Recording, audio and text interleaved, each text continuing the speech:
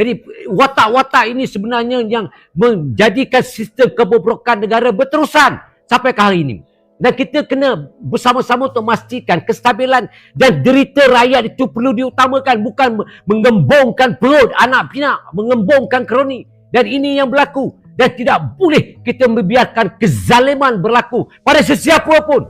Dan sebab itu saya tidak terperanjat kalau keadilan itu ditegakkan pada sesiapa saja pun saya alu-alukan. Kerana kezaliman itu sudah dicerminkan. Jadi lalui Datuk Seri Anwar begitu keterlaluan hebatnya. Dan keluarga mereka diaibkan. Dan ini adalah salah satu langkah yang perlu kita tegakkan.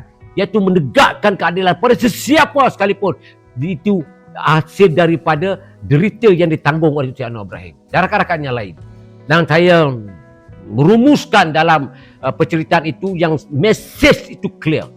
Mengapa Anwar dipecat, mengapa Anwar diseksa, mengapa Anwar difitnah, mengapa Anwar diaibkan, keluarga Datuk Seri Anwar diperkotak-katikkan, dan semua rakan-rakan yang masukkan dalam majlis, termasuk Datuk Norman Adam, dan termasuk juga ni abang saya Zaid Abidi. Dan inilah antara kalangan-kalangan yang kita lihat bahawa derita mereka ini perlu kita bukukan dan menjadi anak-anak muda semua faham mengapa kerajaan hari ini yang digelar sebagai kerajaan perpaduan yang naungi kepada Tuanku Yang Bertuan Agong dan Majlis Raja-Raja itu perlu dikekalkan, dipertahankan, dan bukan hendak dihancur, hendak dibuatkan propaganda, dibuatkan provokasi dan sebagainya untuk rakyat menjadi bios memikirkan betul tidak, betul tidak. Kecelakaanlah bagi mereka yang hendak menidakkan derita rakyat itu dibela.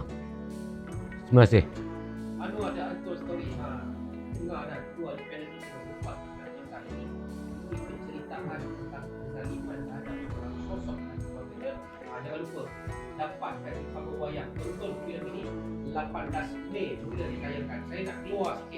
Saya nak menyeru Saya seru rakan-rakan daripada UMNO juga tonton video ni. Kerana bagi saya mesej yang paling besar dalam video ni kan, selain daripada cerita tentang kezaliman yang dilakukan terhadap Datuk Seri Anwar Ibrahim, ialah kita perlu tahu betapa busuknya hati Mahathir dan orang-orang di keliling dia. Dan mereka ni mempunyai kemampuan merancang, melakukan konspirasi, dan mereka ni tidak ada peri kemanusiaan. Dan saya nak beritahu, kalau benda tu boleh dilakukan ke atas Datuk Seri Anwar Ibrahim, hari ni Datuk Seri Najib juga sebenarnya dia juga adalah mangsa manusia yang sama. Jadi kita sekarang ni kena terima hakikat. Ada setengah-setengah kawan-kawan ni, kita dah berkawan dengan PH, ada setengah-setengah kawan-kawan PH ni, dia cukup percaya Anwar dianiaya, hakim boleh disusun untuk mengenakan Datuk Seri Anwar Ibrahim. Tapi bila kita cakap, kalau orang ini, the same crook Mahathir Mohamad, boleh buat kezaliman, boleh rancang konspirasi untuk menjatuhkan Datuk Seri Anwar Ibrahim, kenapa kita sukar nak percaya bahawa the same crook boleh merancang konspirasi untuk kenakan Datuk Seri Najib Tun Razak? Kita tengok siapa Jolo. Jolo bapa dia ialah kroni Mahathir, orang yang dikayakan oleh Mahathir.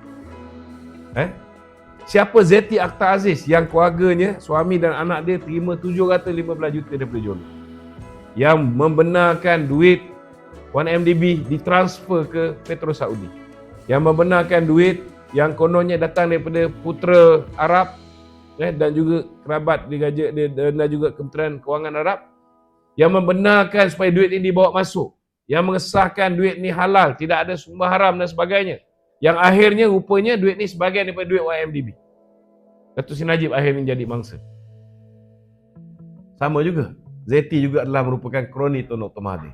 Nur Muhammad Yaakob yang dipertanggungjawabkan untuk membuat cabinet paper untuk mencadangkan kepada kabinet sama ada duit kuak patut diberikan pinjam kepada SRC International, suruh buat due diligence sama ada SRC ni mampu bayar balik, bisnes dia ni bagus ke tak bagus.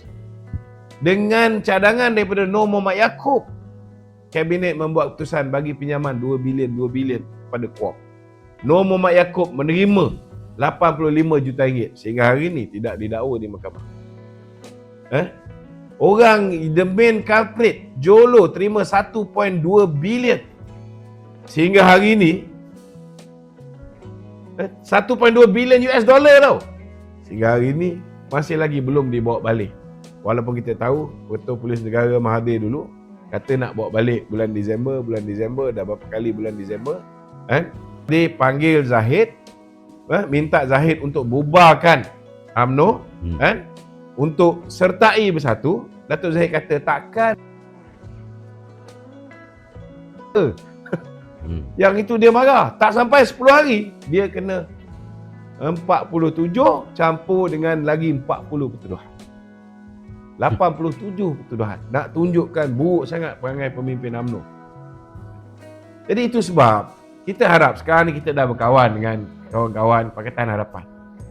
Kalau anda boleh percaya Mahathir is capable untuk rancang konspirasi, untuk kenapa bila ianya melibatkan pemimpin UMNO kita sukar nak percaya. Adakah ini peluang pilihan raya 6 Februari? Peluang kita untuk menjelaskan perkara ini? Saya rasa saya dah menjelaskan dan saya yakin hari ini kawan-kawan dalam Pakatan Harapan pun sedikit sebanyak mereka pun boleh berfikir. Setidak-tidaknya mereka kalau tak nak percaya dengan pemimpin UMNO pun, kurang-kurangnya mereka harus percaya bahawa Mahathir memang berkemampuan untuk mengenakan musuh-musuh politik. Mahathir memang cool-blooded animal. Capable to do all the nonsense. Dia boleh buat apa saja. Cerita tentang Datuk Seri Anwar Ibrahim. Bila dia ditumbuk, saya nak beritahu, mula-mula Mahathir kata apa? Mahathir kata Anwar self-inflicted. Dia tumbuk diri dia sendiri. Dia tumbuk diri dia sendiri. Tak ke bodoh tu? Betul tak? Sebagai seorang Perdana Menteri, how can you say that? Macam tak ada otak. Tapi dia mengaku selepas tu Datuk. Dia kata semua yang dibuat, dia berlaku pada Anwar ni semua itu adalah fitnah, dia sahaja buat-buat untuk dia nak kenakan Anwar.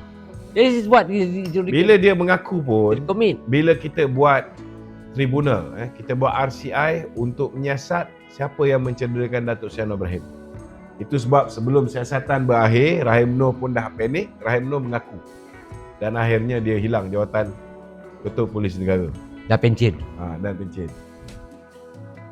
Ini ramai orang tak tahulah, ramai orang tak tahu kisah dia.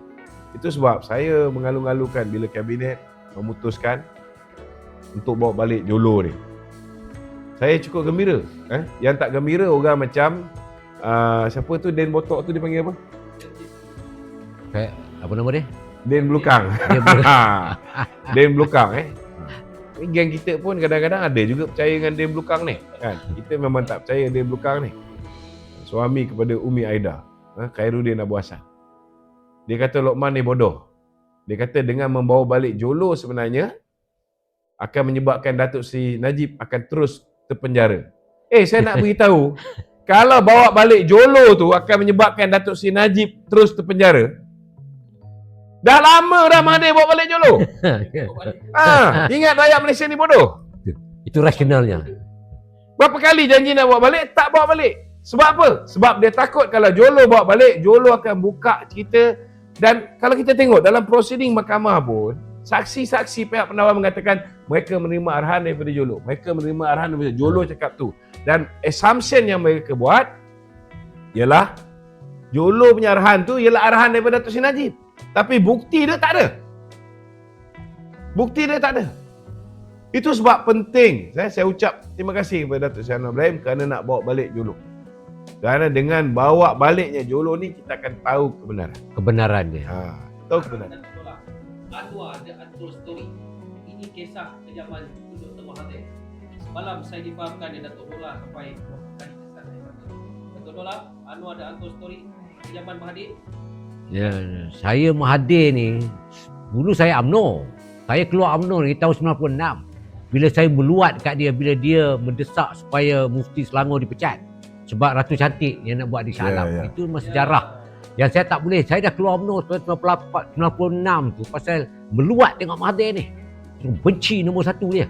Namun apa yang dijelaskan ialah lenangan air mata saya sezalim manusia daripada apa yang telah pun diceritakan pada peringkat awal Datuk Seri Anwar nak masuk UMNO, nak menghapuskan rasuah.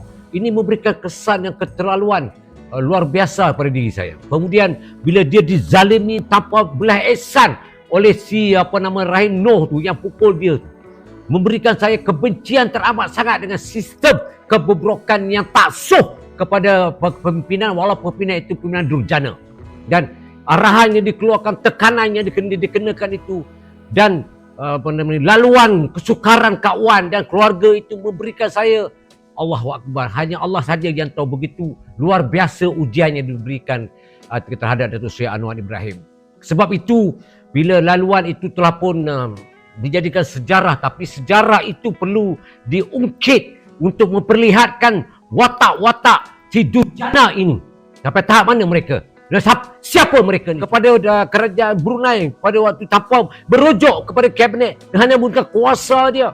Dan ini juga perlu disiasat dan diberikan penjelasan kerana ini puluhan bilion hak duit rakyat itu diambil dan dirompak dengan begitu saja. Jadi penceritaan ini membuktikan bahawa apa yang Datuk Seri Anwar lakukan pada hari ini ialah ihtizam yang telah dilakukan di zaman dia nak masuk UMNO dulu. Dan saya masuk UMNO pun kerana dia masuk UMNO daripada waktu itu. Sebab saya dulu pun memang bukan kata tak soft, tetapi saya menghayati tentang perjuangan dia. Tapi bila dia keluar dipecat awal, dia 98, 2 September. Saya keluar UMNO tahun 96 kerana saya benci dengan Mahathir. Bukan saya benci dengan UMNO, saya benci dengan Mahathir. Ini yang telah berlaku. Namun apa yang saya lihat bahawa Untold Story itu memberikan saya kesan yang keterlaluan. Dengan malam pun tidur pun Datuk, saya pukul 3 tak tidur gitu.